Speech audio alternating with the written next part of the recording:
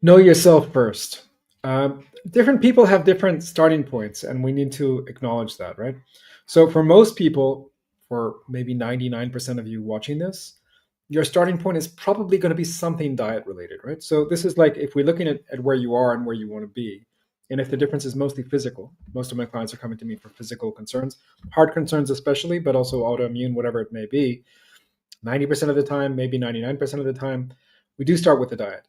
But it is important. In fact, I would say it is crucial to understand yourself in this process. What do I mean by that? Today, I was talking with someone who she may or may not become a client at some future point, but it was clear like diet was not going to be her starting point, right? Why? Because there was too much stuff going on. Her mind was in a million different places. She could not focus on anything. She couldn't focus on what we were saying long enough to have a conversation. Um, so many issues, many problems, and she's been through some trauma recently. Like it's clear that she just wasn't in a good place, right? So in that particular situation, where would we start? If I had told her we want to restrict carbohydrates and we want to do this and we want to do that, I mean, she had no bandwidth for it at all, right? And it's nothing to do with her. I mean, again, I some people will hear that and say you're being judgmental. No, I'm not at all being judgmental. I'm trying to understand the position in which she is in today and to give her support based on her needs, right? So, given that that's the case, where is she going to start? Well, we obviously everyone has to coach themselves to where they're going to start. Everyone has to have a conversation with me to figure out where you're going to start. But if it's just noise, if it's like you can't even get through the noise in your head because you've been through trauma, because you're going through trauma, this trauma, to be honest, it hasn't really ended. She lost a very close family member. It's still going to be going on for a little while.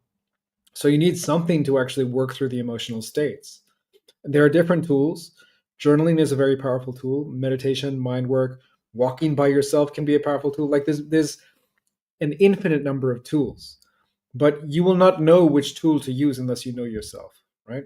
So this is why if you're not at that stage, if you're not going through, a divorce, a job loss, a loss in the family, a bereavement, if you're not in that kind of a position, that's the time to take some time to yourself to begin to understand exactly what's going on, right? To begin to understand exactly when you make bad decisions, and health is a good indicator of this. When I'm reaching for the ice cream, when I'm reaching for the I don't know the carby breads and pastas and whatever I may be tempted by, I don't eat those things, but let's say for the sake of argument, I was. What is going through my mind? Or when I'm snacking, a snack is never just a nutritional event, right? A snack is always an emotional event. So when I'm going for that emotional event of the snack, what is going on in my head? What's going on in my mind? Why am I doing that? Well. And I think most of us will find that we're doing that for some kind of reason. We're doing that for some kind of reason related to our emotions. Emotion management, distraction is a big one. Men tend to distract themselves. They don't want to feel the emotions. There's a lie that we men tend to tell ourselves, and I'm not immune to this, that we're not actually feeling emotions when we are, right? And we said, no, we're Mr. Spock or something like this. This is why those archetypes have become powerful in our day and age. People have delusions about what's going on. And so you just say, I'm eating the bagel because I want to eat the bagel. When in fact, it has nothing to do with the bagel and it has everything to do with the ability to distract yourself or the need to distract yourself from what's really going on. So we need to sort of figure out what's going on. We need to spend some time with ourselves. If we're in a healthy place, if we think we're in a healthy place, that's the time to go deeper.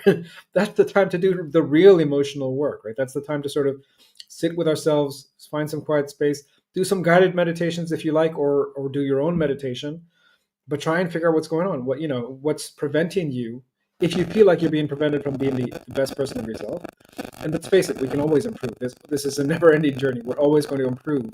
If we're not improving, we're dying, basically, or we're already dead. So between who you are today and who you want to be tomorrow or who you want to be in 6 months' time, what are the emotional barriers that are getting in the way? And how can you find help? How can you find support to deal with those emotional barriers? It's not an easy question. These are not easy questions. These certainly don't have easy answers. Sometimes it's hard to even ask those questions, right? So just to give my own example of the last few months or the last few years, if I'm being perfectly honest, has been a bit of a journey, right? Because say 7, 8 years ago, if someone had talked to me like I'm talking to you today, I would have said, "Go stuff it, man. You're full of it." That's not who I am. I don't need that stuff. I'm totally whole and complete the way I am, and I'm very confident. And I was those things. I appeared to be those things to the outside world, but inside there was a lot of emotional trauma that I still had to go through. I still had to unpack, right? And I remember the day that someone told to me. So this was I was doing a coaching class, very good coaching class, highly recommended. Hats off to the Health Coaches Academy here in South Africa and in the UK. And someone showed up on the last day of a multi-day thing. So it was like a weekend long course. So Friday, Saturday, Sunday, I think it was. Someone showed up on Sunday. They hadn't done any of the work. They hadn't done anything. They didn't know how to coach. They didn't know how to talk to someone. And so what they were doing, they were just reading from the paper. And the words that came out of her mouth, I still remember the exact words that came out of her mouth that would give me like the aha moment. It's like, uh-oh. So we were talking about trauma. We were talking about a fire that happened when I was a little kid. We're talking about how I was never really the same after that. And then she said something to the effect of, "So you didn't become the person who you were meant to be." I was like, "That's an interesting way to look at it, man." And she was literally like reading off a page. There was no emotion in her voice either. I didn't get the feeling that she understood me, but it was just like the text that she was reading, the script that she was reading, was so powerful for me. So it was like, wow, if you look at it that way, if there's some trauma in life and I'm still holding on to that trauma, I'm still so attached to it. I'm attached to the emotions that I use to distract myself from the trauma. In my case, it wasn't so much carbs, but it was other things, right? I liked feeling a kind of righteous anger, right?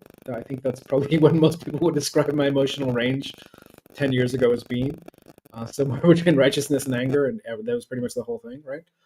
And I enjoyed those. I was sort of addicted to those emotions, right? And so once you sort of face that and you sort of say, okay, look, I can get beyond that, but it takes work. It takes work every day. Why do you want to get beyond it? Because those emotions are no longer serving me. They serve me to a certain extent, and I'm grateful for them, and I'm grateful for the person I've become because of that. But it's no longer serving the purpose that it once did. So we have to leave those emotions in the past. We have to unpack them, and we have to unpack ourselves from the habits that are preventing us from being our best self. So anyway, I hope this isn't. It's 2 days of fairly deep talk. Tomorrow we'll go back to something a little bit more physical rather than metaphysical. But thanks so much, and I'll see you in the next one.